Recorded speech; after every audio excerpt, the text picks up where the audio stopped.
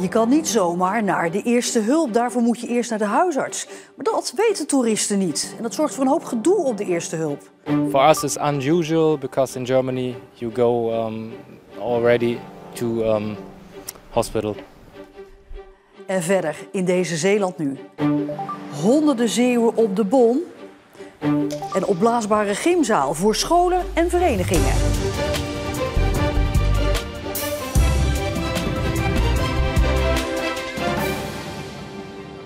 Goedenavond. We beginnen in Renesse. Vakantiepark Julianahoeve aan de Hogeboomlaan had namelijk opnieuw grote wateroverlast.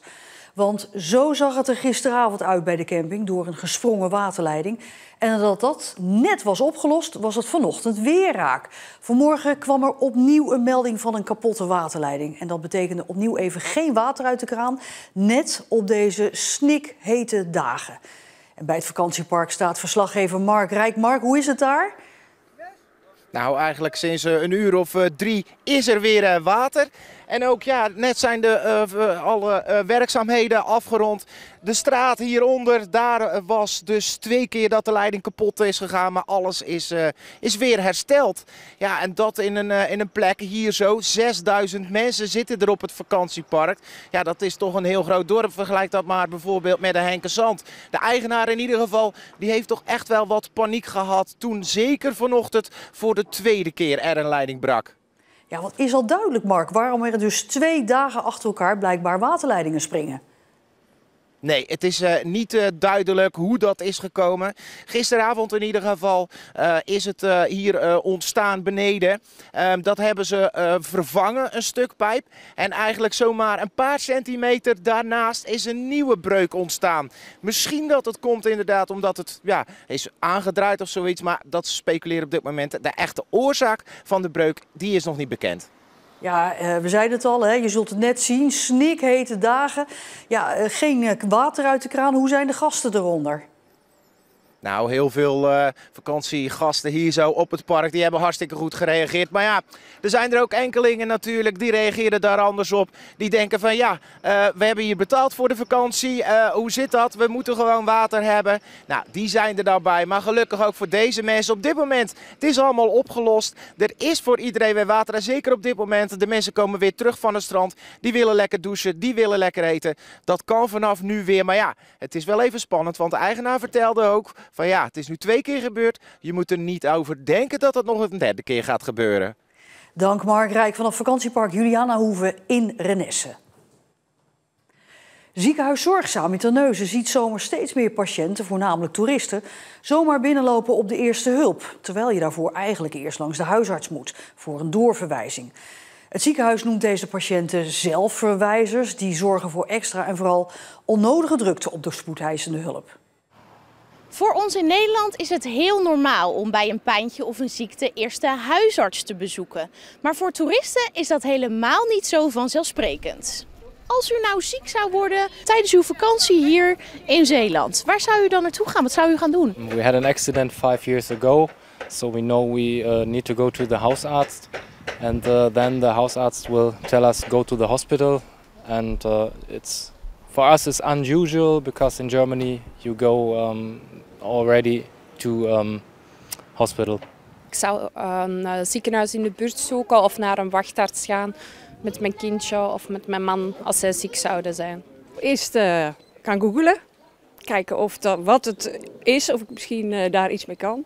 En anders zou ik naar de eerste hulp gaan. De officiële weg is eerst naar de huisarts. Wist u dat? Ja, dat weet ik eigenlijk wel natuurlijk. Want dat zou ik thuis ook doen. Dan ga ik ook niet, gelijk naar de eerste hulp in het ziekenhuis. Nee.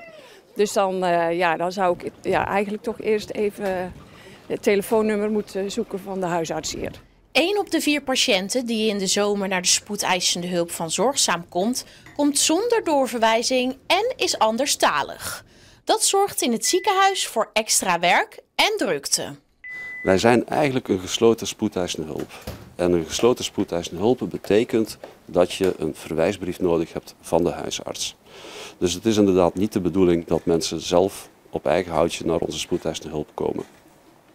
Maar desalniettemin, we passen ons daaraan aan. De realiteit is wat ze is en we zijn zorgverleners, dus wij verlenen zorg. Op dit moment Op dit uur van de dag valt het mee zoals je ziet, maar het kan straks evengoed heel erg druk worden en liggen alle kamers vol.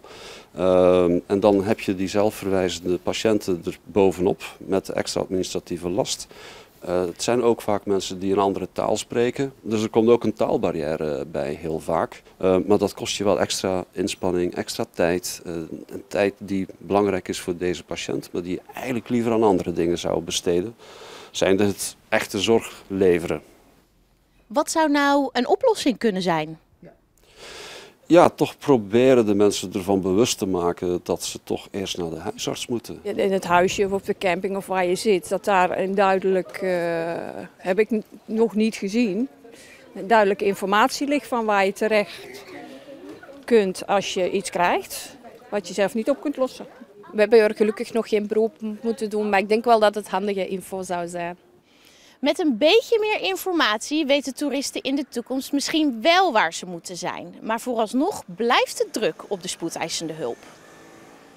En ziekenhuis ADRZ in Goes zegt zomers niet echt te maken te hebben met mensen die zonder verwijzing naar de afdeling spoedeisende hulp komen. Wel is het duidelijk drukker met toeristen, maar dat is ieder jaar zo, laat een woordvoerder weten. Bij extra snelheidscontroles de afgelopen week in Zeeland heeft de politie bijna 300 bekeuringen uitgeschreven. En dat gebeurde tijdens de zogeheten flitsmarathon. In Zeeland werd extra gecontroleerd in Tolen, Terneuzen en Drijschor. In 17 gevallen is het rijbewijs ingenomen.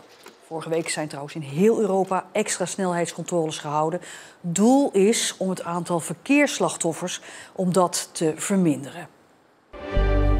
Shirin van Anrooy is geselecteerd voor het WK wielrennen in Rwanda.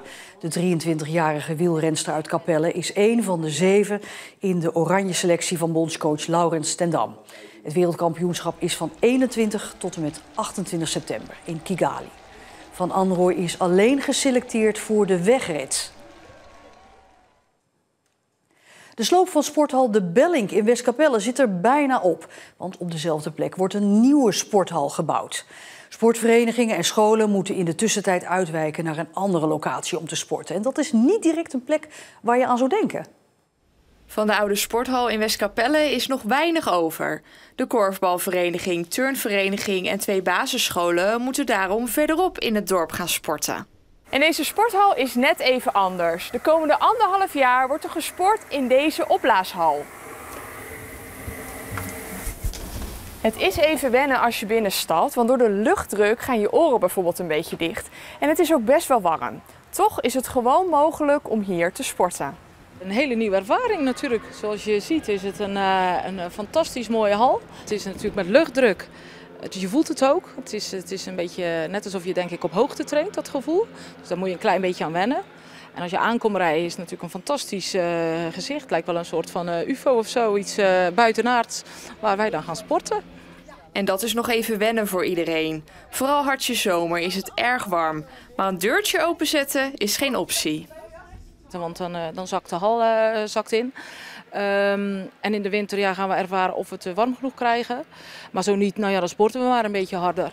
En ik denk inderdaad dat er wel een paar zweetdruppeltjes gaan vloeien als de mensen hier flink gaan sporten. Maar dat is alleen maar goed. Vanaf volgende week gaan ook de scholieren van de 2 basisscholen gimmen in deze zaal.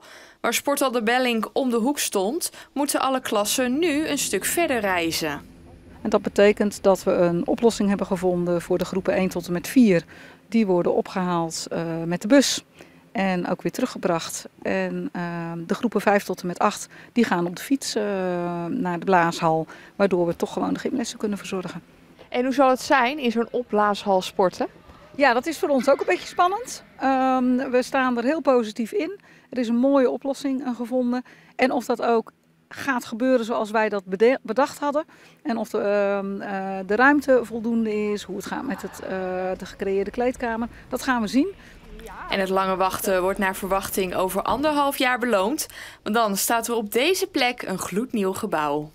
Wel even een traantje weggepinkt toen de sportzaal gesloopt werd. We hebben daar natuurlijk heel lang rondgelopen. Maar wat we ervoor terugkrijgen is echt fantastisch. Een echt sporthal met een valkuil erin waar wij waarschijnlijk als turnvereniging heel veel gebruik van gaan maken. Dus daar zijn we ook super blij mee. Maar ook onze 2 scholen gaan daarin gehuisvest worden en de kinderopvang. Dus het gaat echt wel even iets voor ons betekenen, maar we krijgen er iets prachtigs voor terug. En dan nog een bijzonder project bij Nationaal Park de Oosterschelde. 3 Zeeuwse lepelaars met de namen Sven, Jonas en Isa dragen daar sinds kort een zender. Die moet inzicht geven in hun vliegbewegingen om zo te voorkomen dat de vogels tegen windturbines en hoogspanningskabels vliegen.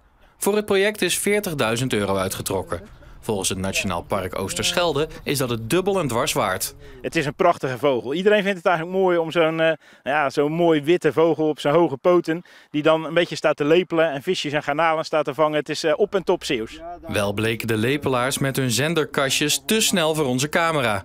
De zenders hangen nog maar een paar weken op de rug van de lepelaars, maar Nationaal Park Oosterschelde kan nu al de eerste resultaten delen. Het is eigenlijk heel opvallend dat ze niet allemaal naar hetzelfde gebied gaan. Dus de ene gaat vooral naar de Prunje, de andere zit een beetje voor de kust van Tolen, veel buitendijks. En we denken dat dat ook de plekjes zijn waar hun ouders voedsel zoeken. Zeeuwse basisscholen mochten meedenken over de namen van de lepelaars, om ook de kinderen enthousiast te maken voor de vogels. De Oosterburgt in Oosterland koos voor de naam van hun meester Sven. En hoe voelt dat eigenlijk om een lepelaar naar jou vernoemd te hebben? Nou, ik moet eerlijk zeggen dat het voor mij zelf niet zo heel veel toevoegt. Al is het natuurlijk wel leuk om een naamgenoot te hebben in die zin. Ik denk dat de mensen om mij heen aan één Sven eigenlijk wel genoeg hebben, denk ik. Volgend jaar worden er nog eens 3 lepelaars gezenderd voor het project.